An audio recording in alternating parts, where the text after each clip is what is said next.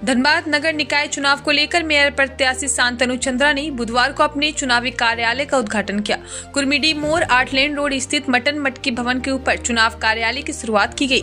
उद्घाटन के दौरान समर्थक और स्थानीय लोग भी मौजूद रहे। इस मौके पर शांतनु चंद्रा ने कहा कि वर्ष 2022 से वे लगातार जनता के बीच रहकर काम कर रहे हैं। उन्होंने दावा किया कि क्षेत्र की विभिन्न समस्याओं को सुनकर उनके समाधान का प्रयास किया गया है और जनता इस बात को अच्छी तरह जानती है। उन्होंने कहा कि उनका उद्देश्य केवल चुनाव लड़ना नहीं बल्कि शहर के विकास के लिए ठोस कार्य करना है। शांतनु चंद्रा ने विश्वास जताया कि इस बार उन्हें जनता का पूरा समर्थन मिलेगा। उन्होंने कहा कि यदि धनबाद की जनता उन्हें अपना मत देकर अवसर देती है तो वे शहर की बुनियादी समस्याओं के समाधान के लिए प्राथमिकता के आधार पर काम करेंगे।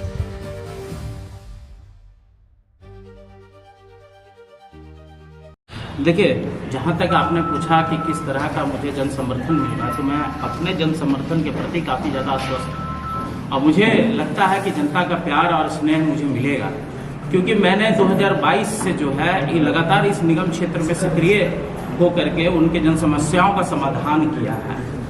और आपने जो कहा कि समस्याएं क्या हैं और क्या दिख रहा है मुझे, तो मैं जिस भी क्षेत्र में जा रहा हूँ मुझे वहाँ पे ना कोई एस्ट्रोटर्फ पार्क दिख रहा है, ना ही मुझे फाउंटेन दिख रहा है और ना ही मुझे सुंदर जो स्टेडियम दिख रहा है या खेलकूद का। वहाँ पे मुझे जो है अनगिनत समस्याएं ही दिख रही हैं। कहीं पे महिलाएं जो है सुबह के 2 बजे से लेके और रात के 2 बजे से लेके सुबह के 6 बजे तक तो पानी भरते हुए दिख रही हैं। कहीं पे हमारे जो नन्हे मुन्ने बच्चे जो है, हमारे जो मैंने जो हमारी इस धनबाद की जनता के जो छोटे छोटे बच्चे लोग जो हैं वो हमें गंदी नालियों के पास खेलते दिख रहे हैं। हमें कई एक जगह पे इसी निगम क्षेत्र में कई एक जगह पे मुझे ऐसे कई एक लोग दिख रहे हैं जो टूटी सड़कों पे चलने के लिए विवश है। हमारी जो माताएं बहनें हैं वो अंधकार में डर के साये में मुझे चलते हुए दिख रही है। यही मुझे दिख रहा है और मैं आपको आश्वस्त करा दूं कि मैं जब इस धनबाद की मेयर के पद पे जब आसीन होगा तो मैं ना फाउंटेन और माउंटेन, ना मैं मेट्रो की बात करूंगा, ना मैं मोनोरेल की बात करूंगा।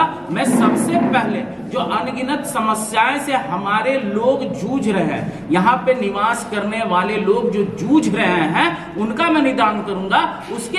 उसके बाद मैं शीर्ष की तरफ बढ़ूंगा। रोड मैप क्या होगा, क्या क्या किन किन मुद्दों को लेकर के आगे बढ़ रहे हैं? मैंने तो अभी मुद्दों के बारे में ही आपको कहा। क्या क्या पॉइंट्स कुछ? तो पॉइंट्स जो है मेरे खुद के मोहल्ले में जो स्ट्रीट लाइट मैंने 3 साल पहले अपने प्रयास से लगवाया, मेरे मोहल्ले में आज भी नाली नहीं है। जो मोहल्ले वासियों ने मिल करके चंदा इकट्ठा करके जो नाली का निर्माण करवाया था वो आज भी 2008 में जो मेरे मोहल्ले में जो सड़क बना था वो आज भी उसी सड़क पे मैं चल रहा हूँ। तो मेरा जो क्रमबद्ध तरीके से जो होगा वो विकास की तरफ मैं बढ़ूंगा। मैं धीरे धीरे, ये नहीं कि मैं सीधा किसी जगह पे एक बहुत बड़ा पार्क का निर्माण कर दूंगा और धनबाद वासियों को दिखाऊंगा कि ये देखिए, ये देखने में तो सुंदर लग रहा है, लेकिन आप उस गली मोहल्ले टोले में जाइए जहाँ आदमी विभत्स स्थिति में आज भी निवास कर रहे हैं। 45,000 स्ट्रीट लाइट की जो बात कही जा रही है वो आपने देखा या नहीं देखा, उसको आप एक्सेप्ट करते हैं? 45,000 स्ट्रीट लाइट की जो आप बातें कर रही हैं, मुझे तो नहीं दिखा, मुझे तो अपने मोहल्ले में नहीं दिखा। विकास का अर्थ जो होता है ना, संपूर्ण धनबाद का विकास होता है, संपूर्ण धनबाद का।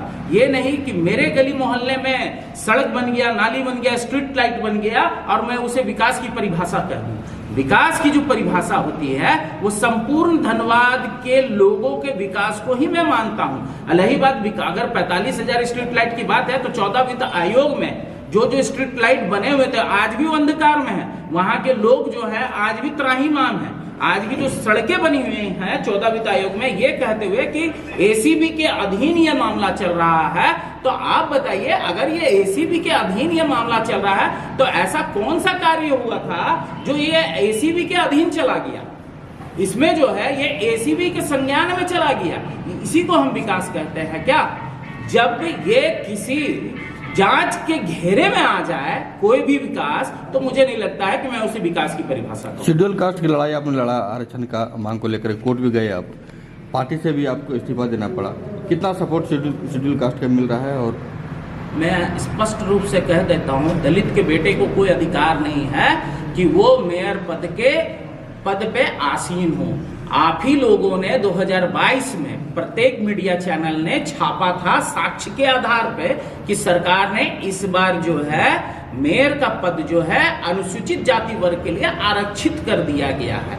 लेकिन आपको मैं बता दूं कि ये वर्ग ऐसा है जो शुरू से जिसे कमजोर वर्ग समझा जाता है। और आपको मैं बता दूं कि हमारे कुछ जो प्रत्याशी महोदय हैं वो खरीद फरोख्त की राजनीति पे उतर चुके हैं। अब वो जो है सेंधमारी करने के लिए लगातार जो है तत्पर हैं, गाड़ी में लेके रुपए का बोरा ले करके जो है वो चल रहे हैं और हमारे लोगों को भ्रमित कर रहे हैं। रही बात समर्थन की, तो इस बार जो दलित वर्ग है अपनी अहम भूमिका निभाएगा और इस मेयर इलेक्शन में जो है अपनी उपस्थिति बेजोड़ तरीके से दर्ज करेगा। मैं आपको बता दूं कि मैंने जो लड़ाई लड़ी उनके हक और अधिकार और उनके आत्मसम्मान के लिए लड़ाई लड़ी। ये नहीं कि मुझे मेयर का पद चाहिए था, क्योंकि मैं जब मेयर पद के लिए लड़ाई में लड़ने के लिए जब मैं उतरा तो मुझे पता था कि मैं किन लोगों से जो है भिड़ने जा रहा हूं, लड़ने जा रहा हूं। लेकिन एक दलित वर्ग जो है उसे कमजोर वर्ग ना समझा जाए, इसलिए मैंने इस मेयर के इलेक्शन में उतरने का निर्णय लिया।